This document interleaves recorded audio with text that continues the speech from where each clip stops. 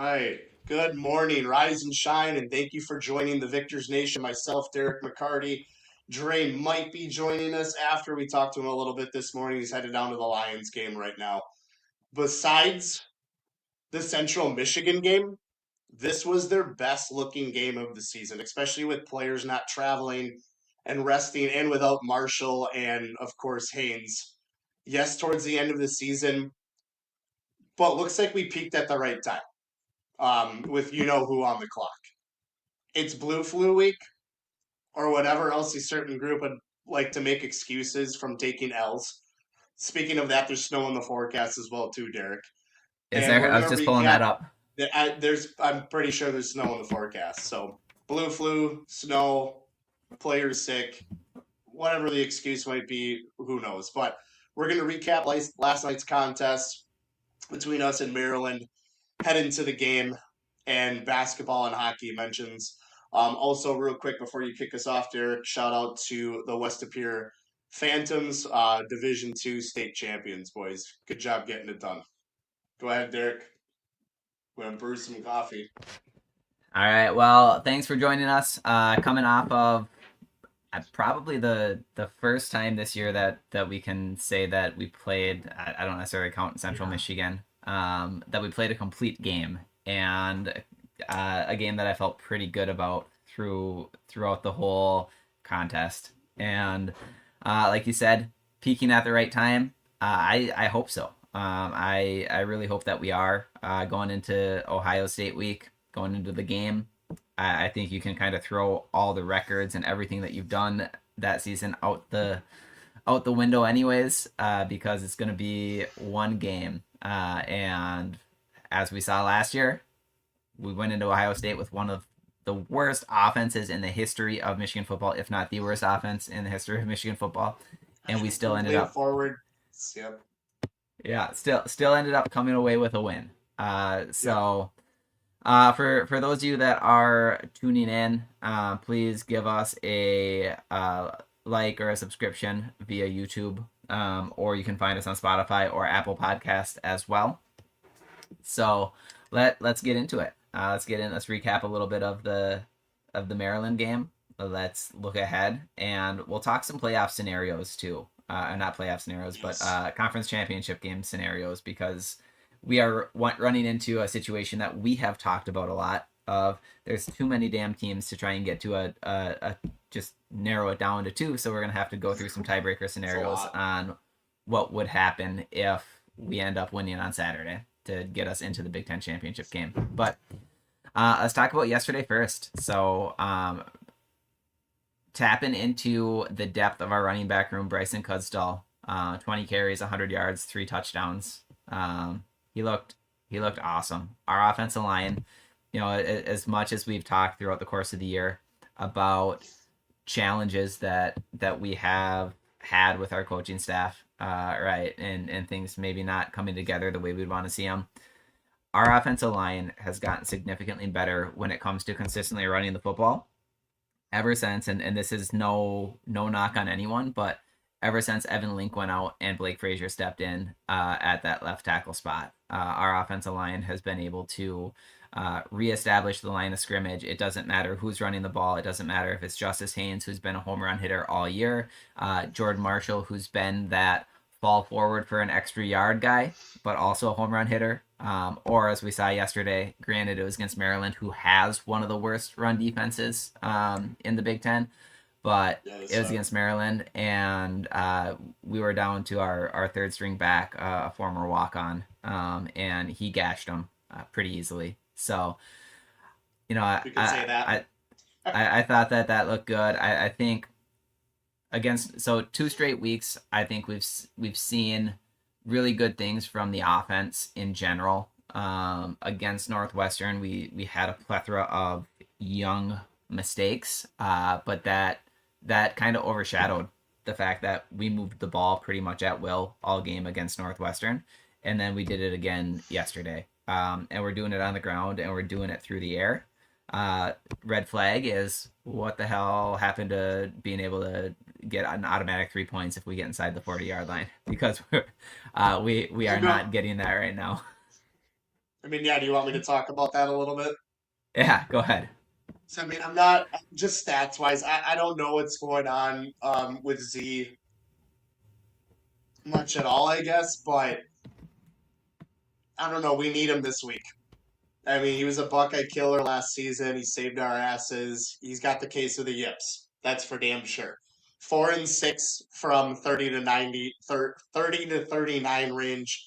4-6 this year on the season from 40 to 49 and 50% 1-2 from 50 plus. Um, I don't want to bring in a pinch kicker, but this needs to be Z's game this Saturday. Um, we desperately need him, man. He needs to be on. Yeah. So let's see what happens. Yeah, for sure. I mean, getting that late field goal towards the end of the game, I think was big just for the rep of it, just to get him out of his own head, even though it meant absolutely nothing Carry towards over, the outcome of the game, just to get him out there and see him knock one through the uprights. So that was pretty good. A couple comments that have come in here real quick. Nick, go blue.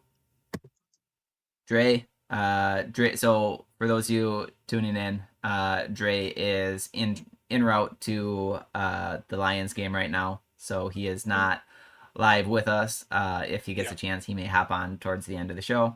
We were talking to him a little bit before the show, and he's pretty fired up for next week. Hopefully Rod Moore's back. I haven't heard much on that front. But we won't. We won't. Good. And that's we won't good. hear anything. We'll see. Timothy Melton. Everyone step up, like Bo always said. The team, the team, the team. Absolutely. And then our lovely Sue. Go blue. Mom and Dad in the house. Great job, guys. Sue. So, all right, one more that we got to hop into here.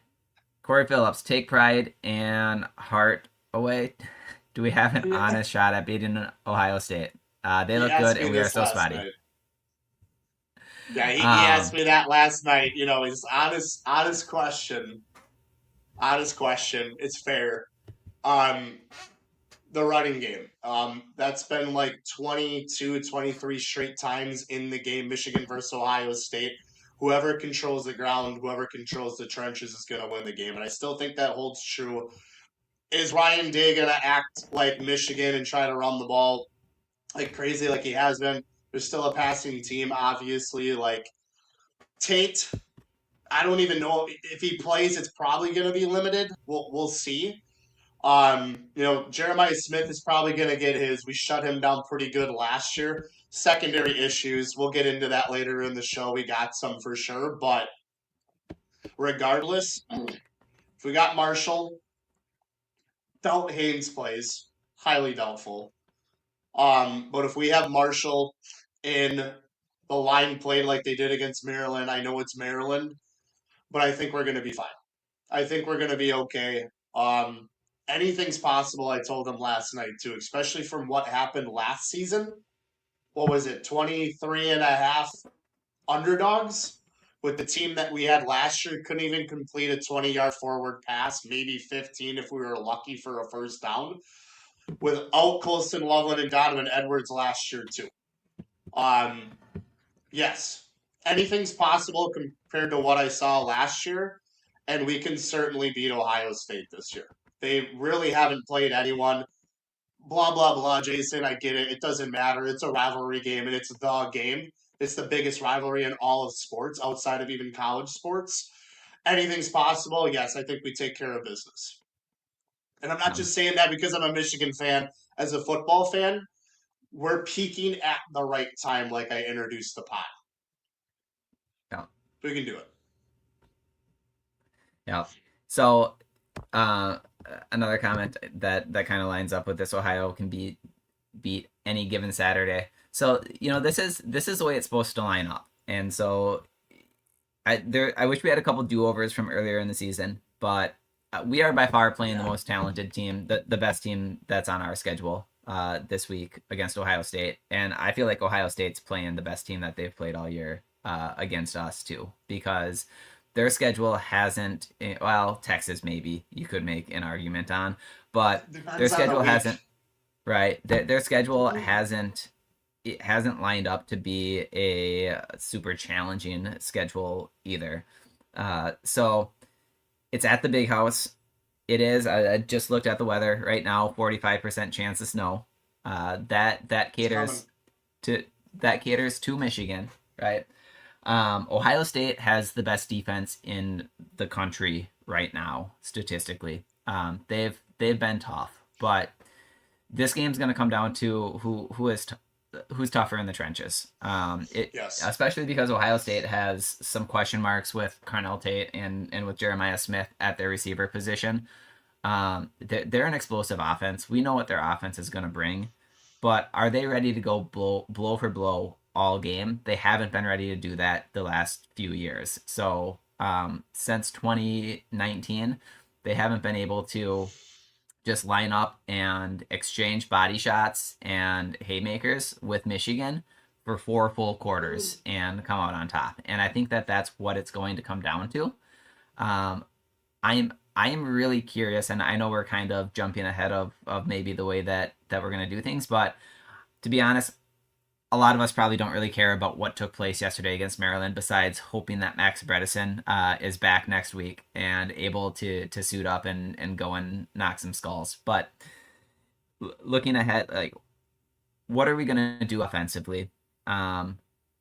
Is Bryce going to be more involved with designed runs? Jordan Marshall, I think he's going to be back, and I think he is going to be mostly healthy, playing through some pain, I'm sure, with the shoulder injury. So, I think that it's going to come down to one game, who's going to be the tougher team. I think that the weather is playing towards that as well, and I wouldn't want it any other way. Right now, trenches, running game. We got to get a better pass rush. Last night definitely saw it a little bit, but there's got to be a pass rush. It's just got to happen. That's how we're successful the last 4 years. So yeah, and it's got to happen without blitzing. I think that if we blitz too much, then Julian Sayin will pick us apart over the middle of the field behind our linebackers. Or probably gonna happen. If we put our secondary into too many positions where they're on an island in man coverage, that's going to be tough. We got an assist yesterday from Maryland. We won that game pretty handily. There was a lot to really like about both sides of the ball, especially the offense. Defensively, they gave us an assist with a lot of drops and some misses. They had more receivers running open down the field than I would have liked to see. They just didn't connect with them. Should have been 2 home run touchdowns. Yeah. We got torch, and then Bryce. He could have thrown a pick 6 as well too. So I mean, the game could have been a lot closer, but who gives a shit? It wasn't, right? But yeah, Wink. I'm gonna mention this again too, but like Wink, he's got to tone down the blitzing. He's got to chill out on that. Does it pay off sometimes? Yeah, great. Well, but let's just check and adjust here during the game. But I mean, man, if he called the game like he did last year, we're going to be sitting pretty good. Yeah. And the difference is that we don't have a Mason Graham and a Kenneth Grant in the middle of that defense to wreak havocs. So what do we got here? Let's go Bucks. Thanks for tuning in. We need somebody to come in. There's always one. Yeah, or 2 or 3 maybe. But yeah, welcome. Thanks for joining us, man. Hopefully you're a good game next weekend. We're probably going to win by 100, but just saying. Yeah. What do we got next? So I love. I'm not even I like opposing fans joining this podcast. Yeah. I do like it. It happens a decent Thanks amount. It happens a decent amount. Yeah. And you were here last week too, so you hopped on and joined us last week. I didn't realize that you were not a Michigan fan last week when you hopped on. So Thanks for hopping back on. Love the conversation, though, man. Appreciate it. If you were still using last year's game as the metric, I don't think it's a metric, so to speak. I think it's just more of the fact of just being a 23.5 point underdog, and it's just how we won that game last year was just crazy. Numbers It wise, was. yeah, I mean, without Donovan Edwards, Colston Loveland, I mean, the fact of going into that game and then we took out a win. Yeah, I mean, does it help us make us feel a little bit better? Yeah, for sure. But did we have any reason winning that game last year? Probably not. But No, and that's the thing that last year the story that last year's game tells is that it doesn't matter what type of team Michigan or Ohio State's fielding. This game should always be an intense game. Yes, it's rivalry we call it. It's the biggest game, biggest rivalry game in all the sports. Absolutely. Yep. Oh yeah, it's all for fun, sure. Man. For sure. And then Dre popped in the last 4 years as logic. That's our. He's got our a point. Dre. We could use that as a metric. Yeah. So let's touch on a couple more things from yesterday, and then we'll really dive into more of Ohio State. So we were talking about the secondary, and some things need to be cleaned up in the secondary, no doubt, going into next week. Yeah. Some key a key factor I think is getting Ernest Hausmann back. It sounds like things are pointing to Ernest Hausmann being back. I know there's been a lot of speculation and rumors, and I have no idea where any of those things started, but he didn't travel with the team yesterday to Maryland. Cole Sullivan and Jimmy Rolder, they're both really good linebackers. That is the deepest position group on the defense. The edges, I thought Jayshawn Barham played a really good game yesterday. He did. From the edge. I thought Derek Moore played a pretty good game yesterday. He's had a pretty good season, pretty consistent. Besides those two guys, would like to see just a little more consistency across the defensive line. They've been pretty stout against the run, and that's going to be important next weekend because Bo Jackson is a pretty good running back, and Ohio State has been able to run the ball pretty well, pretty much all year. They've pretty much been able to stop anybody that they went up against and do whatever they want offensively against anyone they played. Again, they had a weak schedule. Again, minus the potentially calling Texas a tough game, which it was a tough non-conference game. You're talking about one of the top year in year out type programs in the country, which brings us to another point, by the way. So we're going to talk about some Big Ten conference championship scenarios with tiebreakers and potential college football playoff scenarios, but there is no benefit. Current state, there is no benefit about scheduling a tough non-conference game. Like what benefit does Ohio State or Texas have in scheduling that game, and what benefit do us or Oklahoma have in scheduling that game? Because when it comes down to now playoff seeding and playoff positioning, if we don't get a chance to play in the Big Ten championship game and don't get a chance to get an automatic bid, but do end up beating Ohio State, that game might come back to hurt us versus somebody else that did in the SEC, especially, that has had cupcake schedules all year. Like I don't know. I don't know why that is, but what's the point of scheduling tough non-conference games? I don't get it, because it's not going to come back and benefit us. Tradition of the SEC yesterday, most of them playing, Eastern Illinois or just some other crappy schools, basically. So I don't get it. I mean, that stuff is going to end at some point. Eventually, it's just going to be one big super conference between the SEC and then the Big Ten juggernauts. But there really is no benefit. There's really no benefit. It almost kills the rivalry games too. But then, non-conference games too. It just doesn't. There's just no point. There's just no point. I know the college football playoff committee, they're really looking at, the toughness of schedule this year as well too, but I don't know, man. This year's a good example of it. Just really doesn't matter at this point. Right. Yeah. Current status. We don't want to leave our boy hanging here, but look at his comments. Game's not all Yeah. about stats and records. It's about the day. It's weird. Absolutely. It's a rivalry game. Anything could happen. Even if your rival, like Michigan State, 0-8 in the Big Ten, trash program, I mean, that could be a close game as well, too. I can remember when both programs brought in underwhelming teams and one.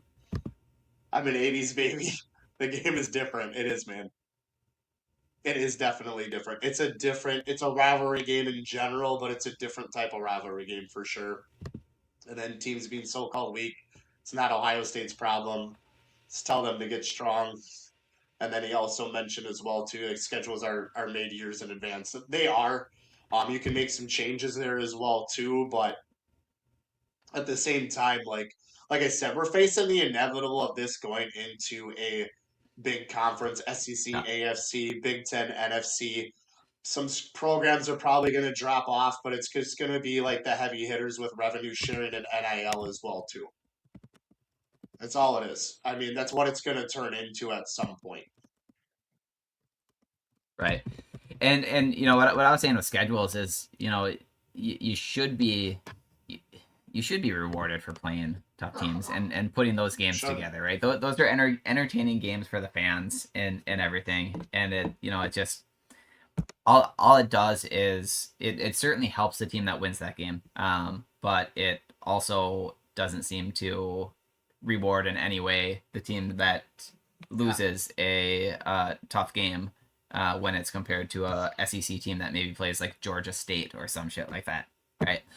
And This when it is comes why to I hate teams like being the. I was just gonna say this is why I hate like the off season rankings. I mean, even college basketball as well too. Like, just do the rankings like a few weeks after. Like, it just doesn't make yeah, any sense to me. It really yeah, doesn't. yeah. And when it comes to teams being weak, I mean, hey, we're in the same boat. That's been the argument against Michigan for years as well, and I agree. Right, that's not Ohio State's schedule and the strength of their schedule is not their problem. Just like it's not Michigan's problem because outside of Oklahoma, uh, our schedule has been a pretty cakewalk schedule Cake. too. Yeah. Just beat Ohio State. All I care about right now. Us too, man. Penn State Penn and State Texas and not living Texas up to not the living up. preseason hype. Yeah, absolutely. Yeah. I mean, Penn Right. State, they probably had their best team like maybe ever. National championship bound, did not meet expectations whatsoever. But yeah, totally get it. And then yeah, you guys showed up. Yeah, you guys didn't have a problem with it. So Um, jumping back here to yesterday offensively. You know, I think we're getting to see a real show between Bryce Underwood and Andrew Marsh. Those two guys are a dynamic duo. Bryce played really good yesterday. He had one really bad throw that should have been a pick six. But that besides scared the that shit out play, of me. Late besides that drop play, too. Ooh. yeah, yeah. Besides that play, Bryce was pretty much on for most of the game, and he made some good decisions too with some of the incompletions that he threw. A couple of them were balls that he was just throwing away, right? So I think he is definitely in a better spot than he was earlier in the season. Now he's going to go up against the best defense that he's ever seen next week, and so we'll see how that translates. But I thought that it also looked good to get Donovan McCauley some touches in space. He had a great catch and run. There were some puzzling things still. There before the missed field goal. Right, it was like third and Five. five. Third and Yeah, five. and I just absolutely do not like dialing up a horizontal pass on a play like that. I would much rather have multiple options to get us beyond the 5 yards, layered with a potential Bryce putting the ball down and running to pick up 5 yards, than a no read, catch the ball, chuck it play that is either going to work or not going to work with that exact option, right? So, you know, still a couple of things like that, but for the most part, I thought offensively we looked pretty good. Defensively, another real puzzling thing, Jason, we talked about it during the game. We went up 21-7, and it was early in the game, and we basically subbed in our entire second string secondary, and then Second quarter with like 9 something on the clock, and then for 3 straight plays, and then later in the third quarter too. I don't. But go ahead. I don't. I Go just don't ahead. get it. I just don't get I it. I don't understand. It's wild. Yeah, I don't understand at that point in the game, taking Jair Hill and Zeke Berry out and sub putting in your backup secondary. I just don't get it. I'm pretty sure that Brandon Hillman was out on that drive too, and I'm pretty sure Mason Curtis was out on that drive too. Like I don't And Zeke, understand and I that think logic in Zeke that was out too. situation. Yeah, Zeke was out, Jair Hill was For out. 3 straight plays, and we were getting torched. Like maybe we I probably would have anyways, because just once secondary issues. But I don't. Is he trying to like throw some shade at him or something? I don't understand. I guess that logic like at all. I I haven't don't get it. understood I haven't understood some of the defensive substitutions when they're taking place, especially like I Especially love killing momentum too. I love getting guys reps and I get that, but a complete line change in your secondary in the second quarter when you're only up by 2 scores in a game that you really just want to completely bury the team and move on to the next week with as few key injuries as possible. I don't know. I don't understand it. We've questioned some of the rotations defensively, some of the substitutions at all levels, defensive line, linebacker, and in the secondary. I hope we don't see that next week. I hope that we see more of, all right, last game of the season, can't hold anything back, right, from the water, from the water boy. All right, We got a fight going on here. yeah, we got We some got a big comments going argument. here. Not really, but so like I said before, if Tate plays, he'll be out there. I mean, probably limited targets, but I'm not. I mean, we're not gonna know. Even on our side, we're just not really gonna know who's gonna be available. But that's the strategy behind it. Then Buckeye Go Jay. They actually will probably. We'll see. I mean, Smith really didn't do much against us last year. If we get Rod Moore back too, he'll be on him, and you know, I think Andrew Marsh is still a better wide receiver, but we'll see, man. And then he also says his cousin's number 7 on D. That's pretty cool. So insider source from insider source know really well, but could be wrong. And then we also have him coming back saying, "I'm the damn insider." That's awesome. What's your last name, dude? Pop it in the chat. Is it Matthews? Matthews, but then yeah, put it in the chat. But then your family or numbers, your cousin number 7. Jermaine Matthews.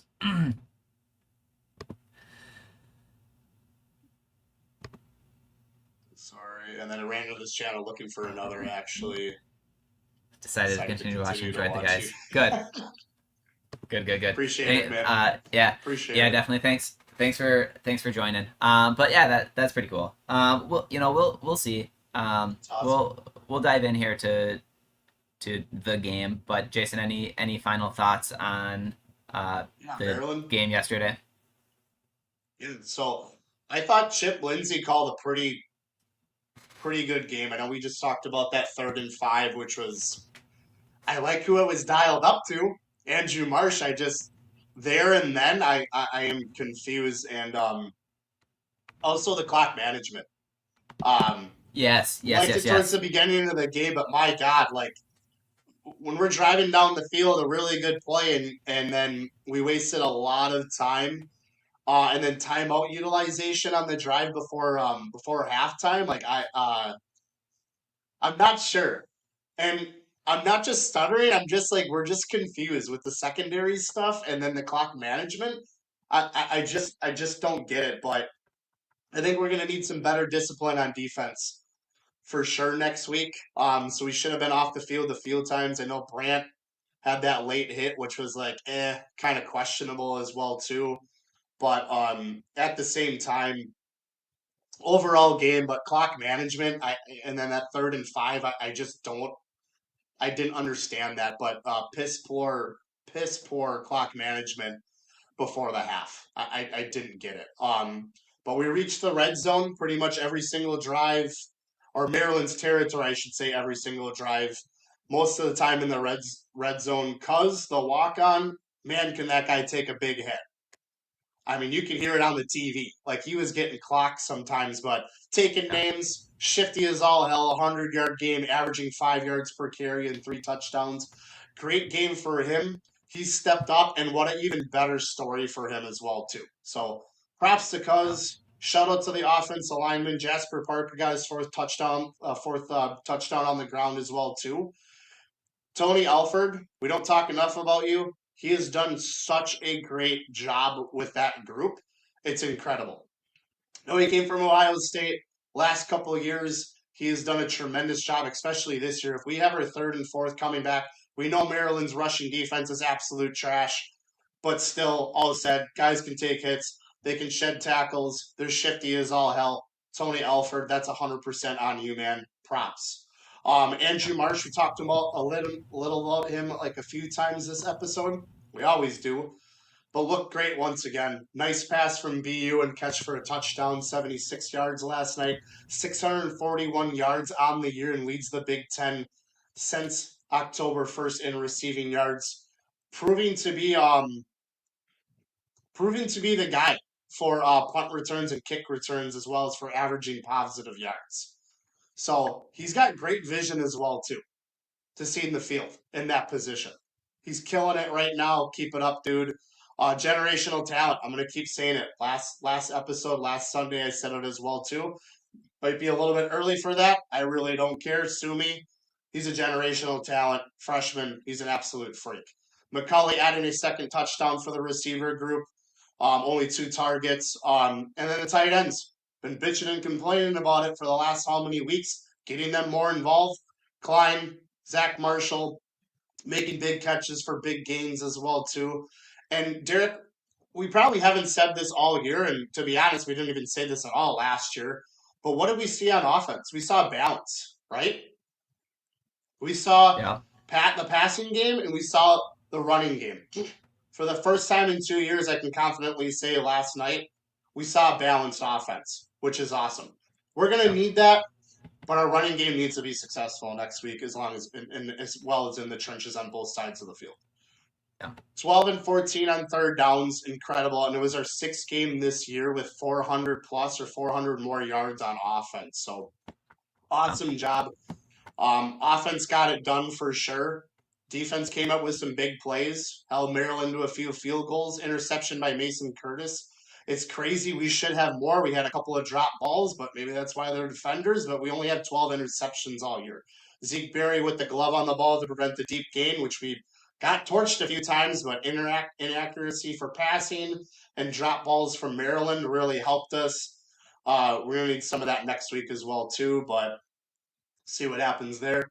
But yeah, still some secondary issues. We blitz still way too much. Yeah, I get it pays off sometimes, but again, man, you got to tone it down. Got to call a game like you did last year. But yeah, other than that, it was a pretty good game. Besides the clock management before halftime, which was Yeah. getting weird. Like I get he owned up to it, but like, why aren't we learning our lesson like previous games? Like the clock management, some of these games have just been god awful. So Derek, you Yeah. mentioned yesterday too, Donovan McCulley, big guy, big body. Why can't we just throw the ball up? Either Klein or Zach Marshall as well too. I don't get it. Yeah. I don't get it. So other than that, it was the most completed game that we had all year. Taking out Central Michigan, balanced offense, cohesiveness. It's happened a lot this year. We go on defense. The opponent always scores first. I don't get it, but Yeah. checks and balances, we look Gotta pretty get it good. set. Yeah. The gears returning for sure. Finally, I could confidently say that for the first time in like 2 years. Yeah. And Sue popped on here with a comment too. Clock management sucked for more in an interview. I'd Yeah, have she to messaged chuckle me and last. say, yeah, probably should have Yeah. watched the call. He is so frustrating. Yeah, I think that's my biggest continued concern with Sharon Moore is managing those types of situations. That's something that he has to get better at as the head coach, because it's multiple times that those have been botched. Kicker needs to be out Yeah. kicking barefoot every practice. So Brett, kicker needs to be out kicking barefoot every practice Who's every that? night this week. Who's the kicker for the Niners back in the day? Kicked barefoot. Why can't I think of his name? Someone remembers Um, his name. Post it in the comment. But I'm pretty sure I he played should with I the should Niners and he kicked barefoot. I should remember his name. Um, Barham created havoc, which was great to see, for sure. Talent equated games tell you the truth. Maryland Community Yes. College can Yeah. be fool's gold if you are not careful. Yes, Like I in I agree. 23 when they almost beat us. Yes, and Yep. in 20, well, what year? 2019 maybe 2019 It's they it's almost beat like Ohio every State. other year we blow them out, and then the year after it's a close game. It's every other year. It seems like with Maryland, we always play Maryland Yeah. before the game. It seems like too. So let's Well, I mean, trans let's transition. So one last thing about the game yesterday. One yeah, concern leaving the game is Max Bredeson. Max Bredeson yeah. is Where's man? probably our most violent player on Besides offense. Brandon Hillman, yeah. On the offensive side of the ball, and typically grades out as our best run blocker. So one thing is that maybe it leads to some creativity, because if you follow Max Bredesen, you're usually gonna be taken right to the play. But he's a hard nosed guy. So um, before we transition here, I want to touch on what we're looking ahead to, and so let's assume that Michigan ends up beating Ohio State on Saturday for the fifth straight year. Then let's see what some scenarios are with Big Ten conference tiebreakers to lead into the Big Ten championship game. So Big Ten tiebreakers go in order of this, which some of them are kind of dumb, but head to head, that makes sense. Winning percentage against common conference opponents, that makes sense. And then if two teams are still tied in a tiebreaker after those two things, then it goes to the combined conference opponent records. So if they are still tied after that, then there is some sort of scoring metrics that are incorporated, and then it's a random draw. So maybe it's like in Friday Night Lights, where the coaches go and meet at a gas station and do Then we a do flip a a coin freaking flip. coin. Yeah. Flip a dime. Yep, love it. So assuming, so our goal is, so there's two goals here, right? Our goal number one is beat Ohio State and win the game. That's the one that's Yes. circled for both teams on the schedule every year, no matter what, right? And then the second goal is to get to the college football playoff, right? You get an automatic bid to the college football playoff if you get into the Big Ten championship game. If we don't get into the Big Ten championship game with an opportunity to get the automatic bid, then we are sitting on the outside hoping that things fall our way, and that we get the benefit of recency bias and beating Ohio State at the end of the season. And for the college football playoff invitational, which is what it is outside of the 5 automatic bids, Michigan is a big brand that carries a lot of eyeballs, and a lot of dollars. So that could be beneficial to us. But looking at what tiebreaker scenarios we could be looking at, that could lead to Big Ten championship games. So if we beat Ohio State and Oregon loses, then we're in, right? So if Oregon loses to Washington and we beat Ohio State, it's us versus Indiana. All right, there's no tiebreaker scenarios to worry about, because the tiebreaker would be us versus Ohio State, but we would have the head-to-head win. If we beat Ohio State and Oregon wins against Washington, I'm pretty sure that game is at Washington, but then that creates a 3-way tie with us, Oregon, and Ohio State. That would lead to Oregon having the tiebreaker, so we would have the head-to-head over Ohio State, but there's no head-to-head comparison between Michigan and Oregon, and so it goes to winning percentage against common opponents, and Oregon would be 4-0. We would be 3-1, with Oregon beating USC and us losing to USC. So Oregon would get the edge on us, and we would not be in the Big Ten Conference Championship game if that's a scenario. Interestingly, if Oregon wins, if we win, and if Purdue somehow beats Indiana, then You mean when we win? well, if when semantics. When we win, yeah.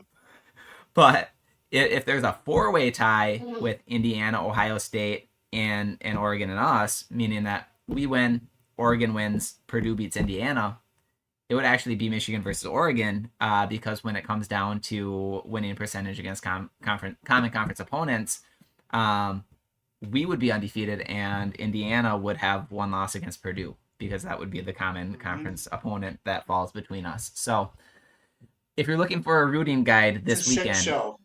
It is an absolute shit show. But if you're looking for a rooting guide this weekend, first it starts with we have to win or it doesn't matter. If we don't win, then we are looking at what bowl game we're going to be playing in. If we do win, the simplest thing is we want Washington to win.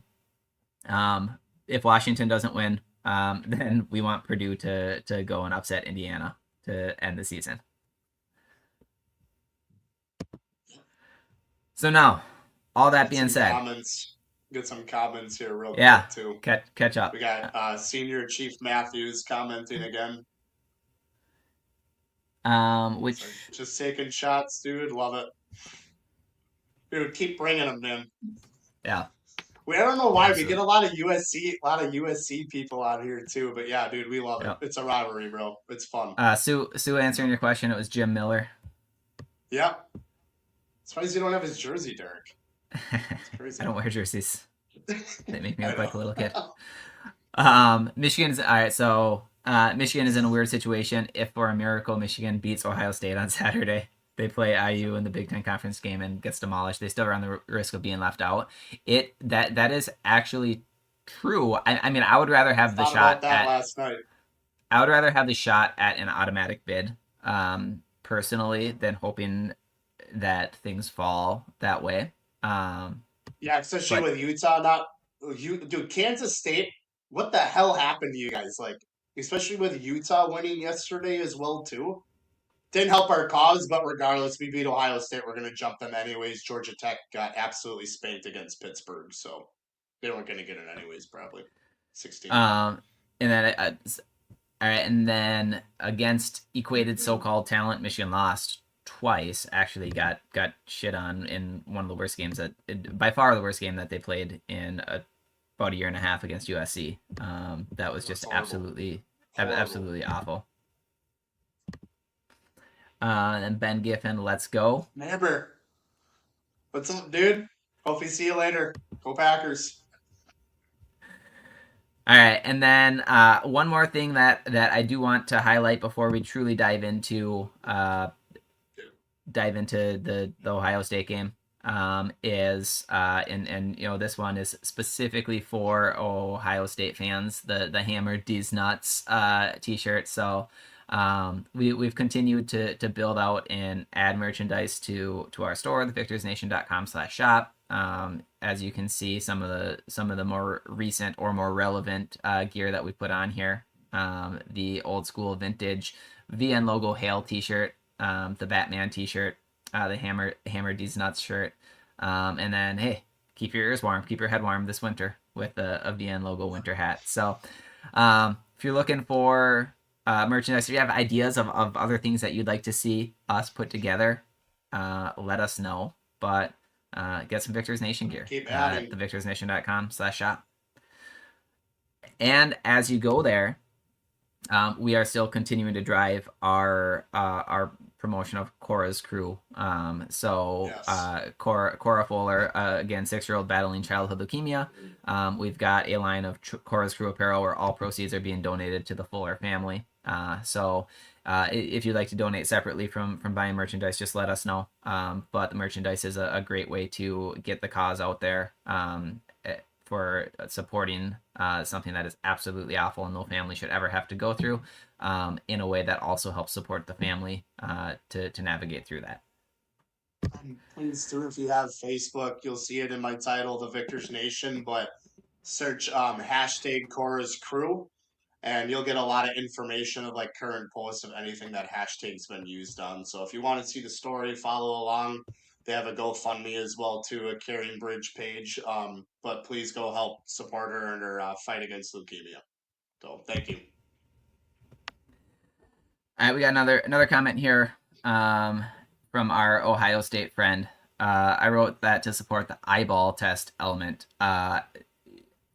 So the eyeball test is one of the, to me, one of the dumbest things ever. That is a reason that one team gets selected over another. And part of the and you probably agree with this. But one of the reasons that I think that is the eyeball test is in a way comparing what you expect your eyeballs to be. So if you have a school like SMU, for example, last year, right, their expectations weren't very high. So if they're playing at the same level as a school whose expectations were high, the eyeball test is going to cater to SMU playing at the same exact level as somebody else is passing the eyeball test. Somebody else that is playing below their preseason expectations is not, even if their resume matches up like exactly the same, right? So there is a difference in eyeball test, and when that's used, because again, the college football playoff invitational for all of the teams that aren't the automatic bids, different people, yeah, it's right? There's so much that the eyeball test is. The eyeball test mostly probably comes down to what's going to generate the most money. Ohio State should have beat us by 50 last year. Look what happened. Yeah, they probably should have. I've stopped trying to predict the game.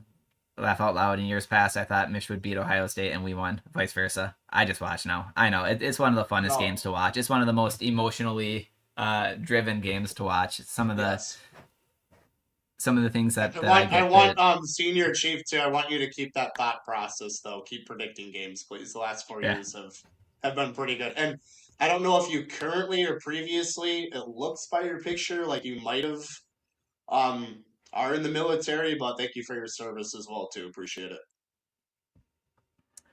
I believe Michigan roster-wise has the goods, but my eyeballs tell me otherwise. That has been kind of the theme of our podcast this season. It was shit.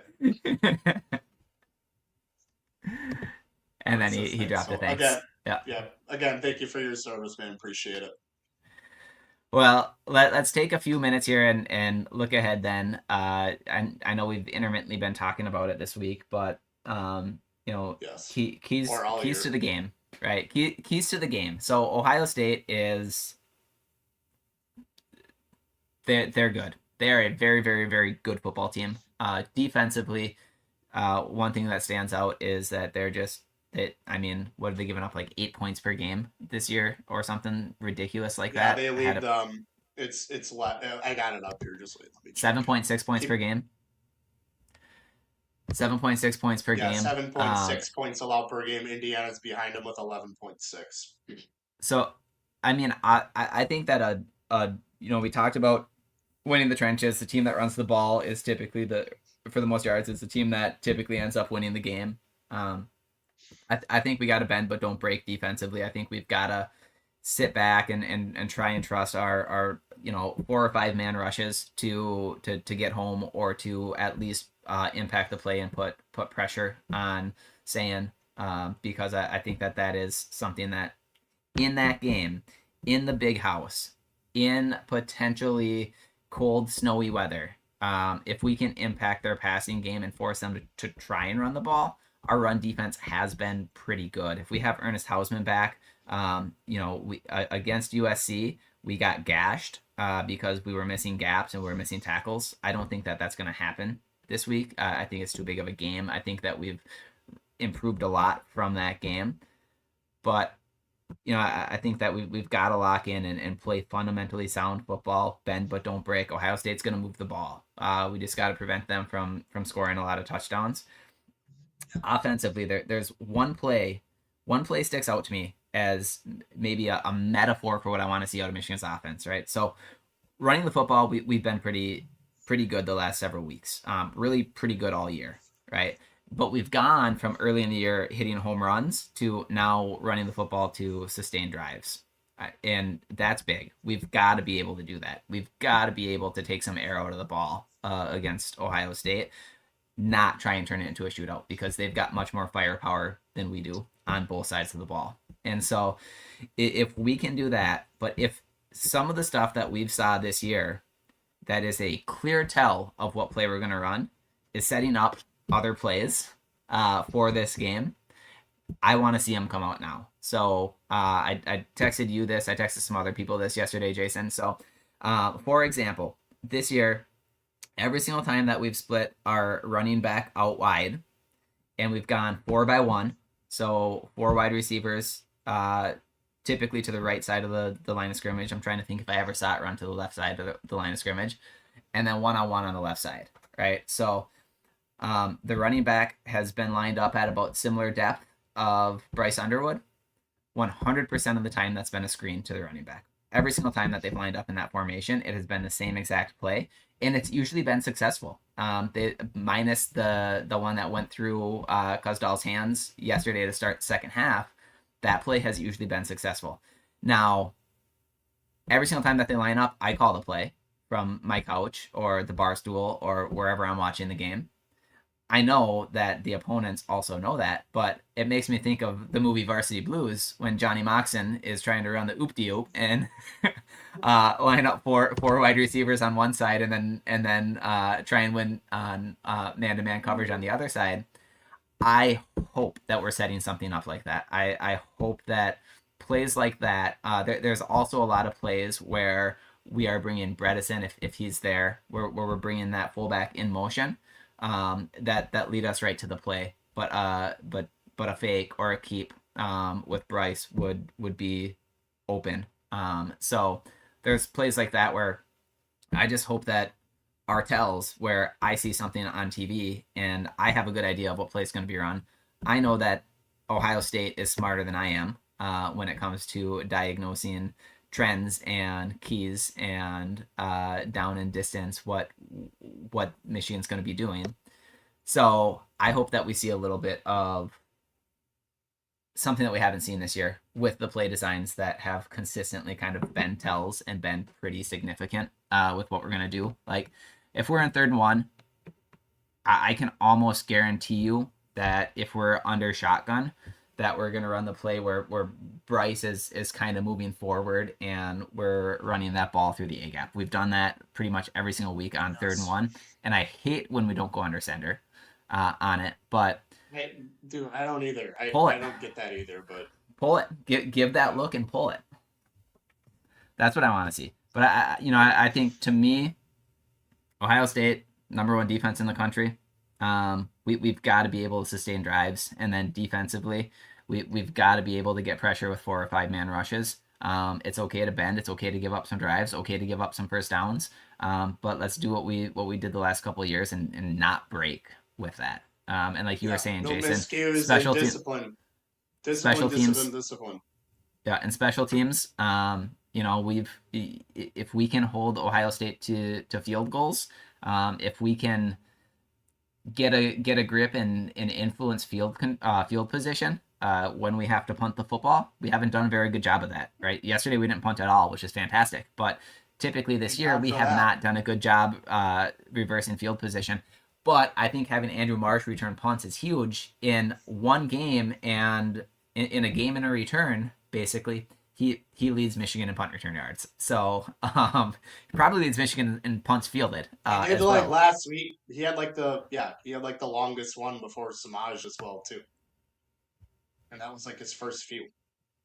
Yeah. Just we gotta feel, but he's got better vision. So I like where he's at right now with punt returning and kick returning. For sure.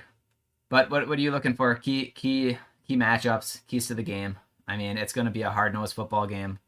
I'm excited for it. I can't wait till next Saturday. Yeah. I would say Smith didn't get his last year. I know he's banged up, whatever, but He'll probably get his this game, for sure. We got to have a pass rush. We saw it last night.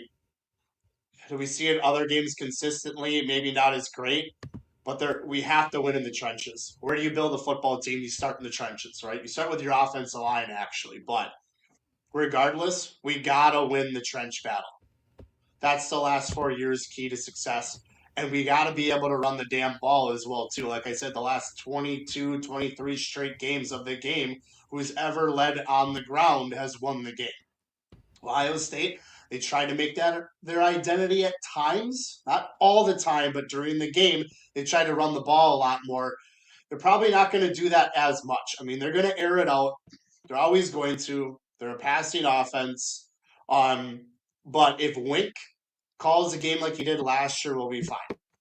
If he calls a game like he typically does, where he constantly blitzes with like no strategy, especially on 3rd and long, we're going to get torched. We're going to get torched. Linebackers got to get dropped back. They got to proceed to help. Have some damn strategy about it. Like we're acting like we're going to bring the house and blitz. That's on film, obviously. We need help in the secondary for sure. Rod Moore back would be huge. He would be on Smith. But he needs to be in this game. Ernest Hausman, he's going to be playing as well too. If you're worried about it, stop worrying. He tweeted last night. He's all about the game. November's the game as well too that he tweeted. So we need everyone on hands on deck. But we need to be able to run the damn ball. And what we saw last night was an actual balanced offense. So we're going to have to throw too. So I know Senior Chief Matthews, his cousin Jermaine Matthews Jr., number 7. So wish him the best of luck, health wise as well too. But we're gonna want to torch him as well too. Sorry, bro. But at the same time, those are going to be the keys. The rushing game for us, the battle in the trenches. That is the number one key. Is the trenches. We gotta deliver a pass rush. It's got to be like we did last week. Totally different teams, but that's what we got to see visually. It's got to happen. And secondary needs to play lights out. They can't get caught in space. We should have got torched a couple of times last night. And because of inaccurate passing and drop balls, we did it. We got lucky. So secondary needs to step up this game. I don't need to tell them that. They prepare for this game during the offseason. They prepare for it every week throughout the entire season. So, but that's what we got to see. Disciplined football to get off the damn field on defense. Don't always blitz on 3rd and long every single time. Win. Call a game like you did last year, and then strategize of maybe dropping the linebackers back. Like we don't need to be blitzing constantly. We don't need to be bringing the house here. But pass rush, trenches, offensive line, and running game, and discipline. Those are my 4 things for keys to the game. It's got to happen. Seen it the last 4 years. Development. Have we seen it? Last night we saw it on offense. Chip Lindsey called a really good game. Did we see it all year? Not necessarily. But there's got to be discipline as well too. So this is the game we think about and I'm not talking as fans. We prepare for this game every single week and during the off season. So here's the 5 straight. I think we'll be fine. And you know, happen compared to last year. Yeah, and another thing too, to add to it, that I think is an important piece of the recipe is Sherrone Moore coaching against Ohio State and Ryan Day coaching against Michigan, right? So is Ryan Day going to coach? There were times the last couple of years, and I think Ohio State fans would agree with this, where it's been like, what the hell? Like, why are you punting on 4th and 1 instead of going for it at midfield, right? So is Ryan Day going to coach to win, or is he going to coach not to lose? And same thing, put it on Sherrone Moore. Is Sherrone Moore going to coach aggressively? Because I feel like coming into this game, the roles have switched. Up until 2021, I don't know that there was a lot of confidence on the Michigan sideline that they could beat Ohio State, right? And now I think that every player on that roster and every coach on the Michigan staff knows that they can beat Ohio State any given year. On the flip side, now I feel like that pressure has been put on Ohio State. Ohio State is, not to take away from how insanely talented that team is year after year, but Ryan Day, as a head coach, has not beat Michigan. And as a head coach, I feel like if I was an Ohio State fan, I'd be pretty pissed about some of the head coach decisions that he made the last couple of years situationally in that game. And so Yeah, I it hope makes that's sense. the Ryan Day that we see. But that is going to be another key factor because that it's going to be a scrappy game. It's going to be a gritty game. It's going to be a hard hitting game. It's going to be violent. Ohio State's going to have a flag ready to plant at midfield at the end of the game, and it's up to Michigan to it. They're going to. I guarantee you, they're going to, and it's up to Pepper Michigan to not spray let that out. happen. Yeah, It's it's unreal. well, it's up to Michigan to not let that happen. It's up to Michigan to protect their field. So it's going to be, you know, the crowd too, right? It's got to be one of the loudest environments that this Ohio State team's ever going to have to experience, right? It's got to be insane in the big house on Saturday, and I Yes. think it will be. But that's going to play a factor. That if 2021 feel. Yeah, for sure, for sure. But I think It's the thing coaching with, I mean, yeah, coaching coaching. between Sherrill Moore and coaching from Ryan Day. I think that in a tight game, some of those coaching decisions are going to be key factors and extremely impactful to the game. Yeah, and honestly, like a lot of people, like it's life, right? Like no one cares about no one cares about your feelings. Like it's football is the game of life too. Like yeah, like oh well, you beat us like 4 years in a row. It's our turn. No one gives a shit about that. Like it's up to these players and these coaches to get it done. Missing Haynes is gonna suck. Like I really wish he'd be playing. Probably not. But as long as we can keep Marshall healthy in the game, we'll be good rushing wise. But Cuz as well too. I mean, the guy can take big hits, but this would be the best defense he's also going to see as well too. So it's going to be interesting. It shoulda, woulda, coulda, regardless of what happens. But I like the adjustments that we're going to make, and I don't know. I'm just really not worried about this game too much. I know we beat them the last 4 years, but I'm just not. I think we got the rushing game. I think we're going to win in the trenches, and I think we're going to get the W. Football fan. I'm not saying that as a Michigan fan. Football fan. And a comment come in here from Tito Maximus. Either way, love it. Either way, love you guys and congratulations on the podcast. Great professional info, so we all appreciate it. Appreciate Thanks it, for man. joining. Yeah, thanks for joining. And so, I mean, Thank you, dude. we try. Means a We're lot. fans, right? We're the thing that we always try and get across in these podcasts is that we're Michigan fans and we're doing this podcast as fans for fans, right? And the group that we built. So if for those of you listening, if you're tuning in and you're not part of the Facebook group, go search for the Victors Nation on Facebook and join the group. We've got a public page that we're in the process of building out as well. But joining the Facebook group is really what built up over what are we at 18.5 thousand. 18,500 right now Yeah. plus. Yep. So 18.5K people that have become part of the group that led to us just building out a by fan for fan podcast. And so it's just fun to come on and talk about football and do these live podcasts and get interaction within the podcast. And it's even more fun. One of the things that we didn't anticipate is that we would have fans of opponents hopping in and joining these podcasts. And YouTube. that is even more fun when we get stuff like that going. So thank you for tuning in. Anytime you need help with graphics, yeah, for sure. Um, Oh yeah, man. let us know. Um, Oh yeah, any man. We any will. final thoughts on Michigan versus Ohio State before we finish up with a quick hitter of Michigan versus Ohio State, but hockey No, I with think a with I a think sweet. especially Senior Chief Matthews like kind of said it best too. It's a rivalry game. You don't know really what's going to happen. You could have your worst team, your best team. The last 4 years have definitely been extremely interesting, and we can talk about the 8 straight years that Ohio State has beat us prior. But but at the same time, we had some closer games in there. Yeah, we got blown out some as well too, but this is the rivalry game in all of sports. In all of sports, anything can happen. But like I said, discipline. We really maybe haven't seen the development in certain position groups like we'd like to have seen this year, except last night. But discipline, move the ball, trenches is the number one key, and then running the ball. I mean, and we got this game. There's nothing else to it. We're not rocket scientists here. It's football.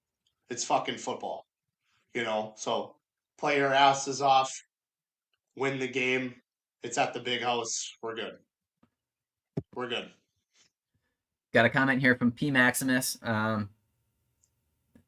It's been a while, P Maximus. Thanks for joining. Watch it, Jeremiah Smith and Tate. They were on the sidewalk walking, laughing, and strutting on the sideline.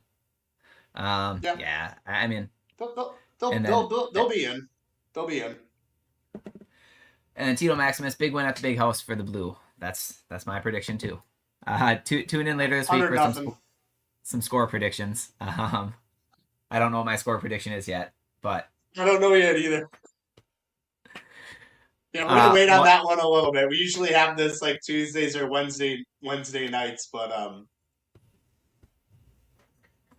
yeah, we'll see. I'm just reading another comment here from P Maximus. Yeah, over the middle is scary.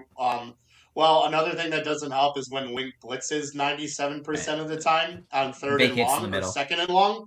And I get why he's doing it, but our secondary, we haven't seen the development that I would hope to this year, and it is scary. He can't be doing that in this game. Yes, we need help with probably a pass rush, but he's got to chill out on that like he did last year during the game a little bit. But the middle is scary for sure. They're gonna get theirs. It's wide receiver you. Let's cut the bullshit, right? So they're gonna get theirs, but it's also because of a big factor on strategizing the blitz in really stupid situations. So they're gonna need as much help as they can get.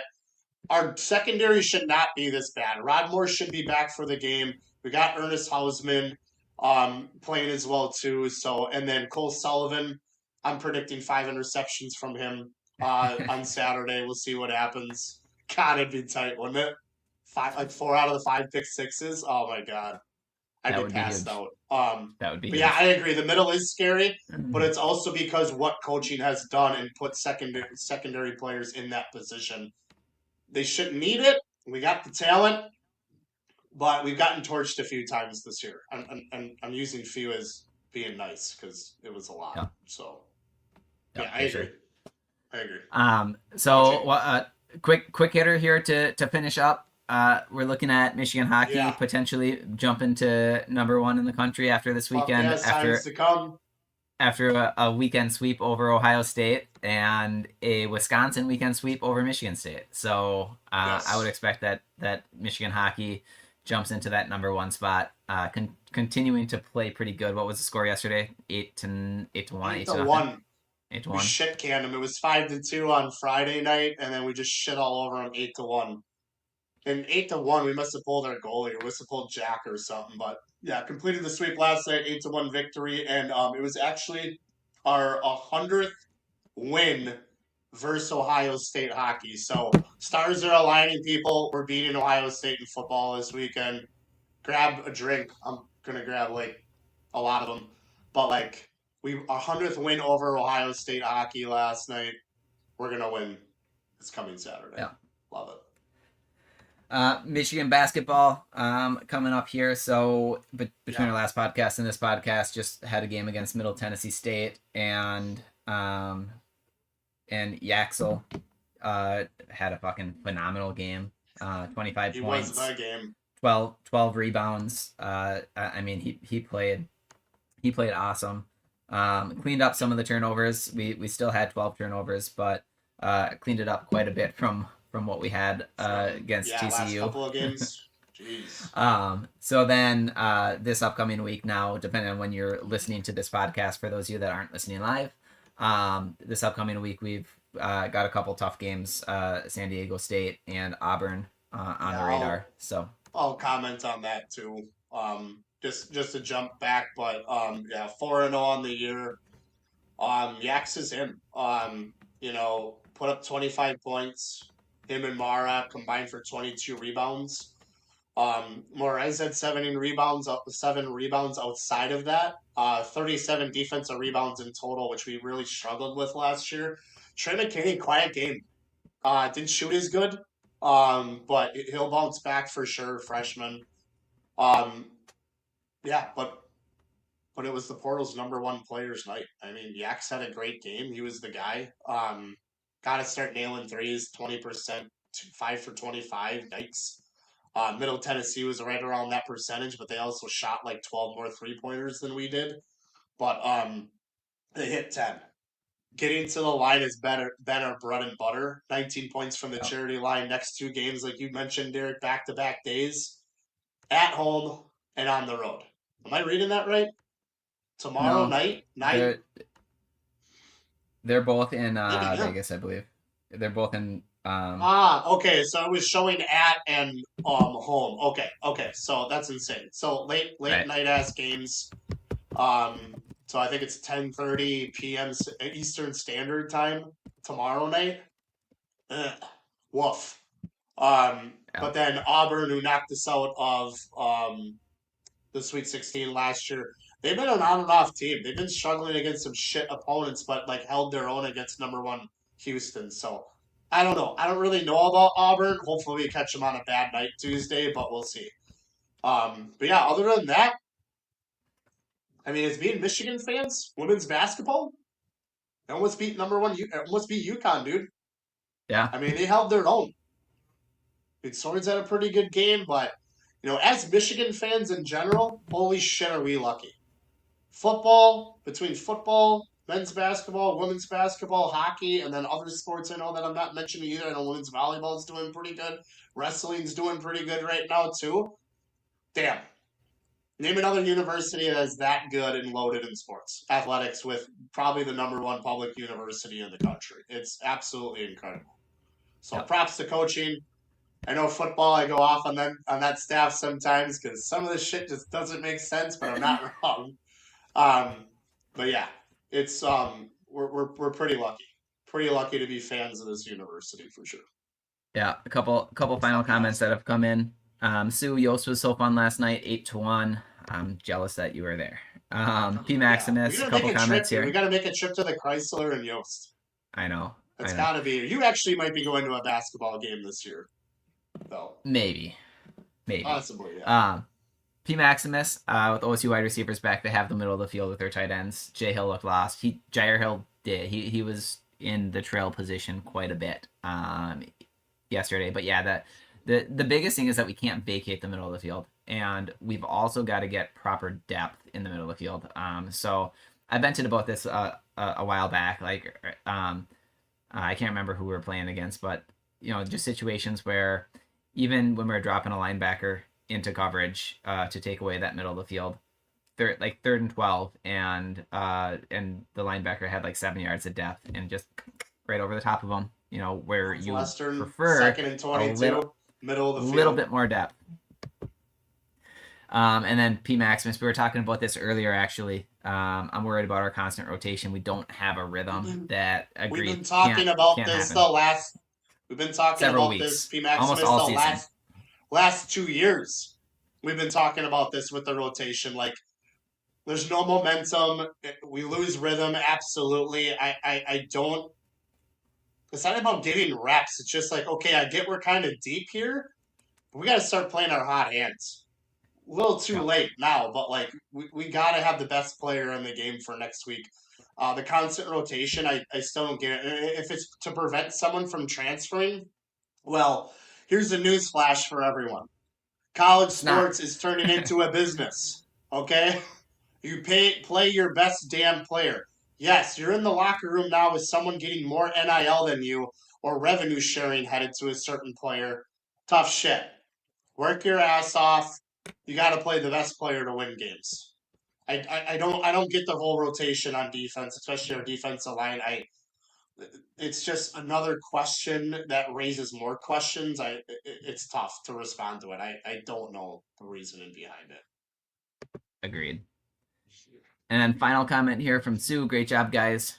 Have a great rivalry week. Same to you. Same to everyone listening. Yeah, same to you, Sue. Same to everyone that's listening. In addition to it being a great rivalry week, it's also Thanksgiving. So to everyone that tuned in today, whether you're tuned in live, whether you're listening after the fact and catching up, whether you're listening on YouTube or Apple Podcasts or Spotify, it's going to be a fun week. It's going to be a fun day. Hopefully Michigan comes out on top, and if they do, then hopefully the way things fall lead us into a college football playoff berth. But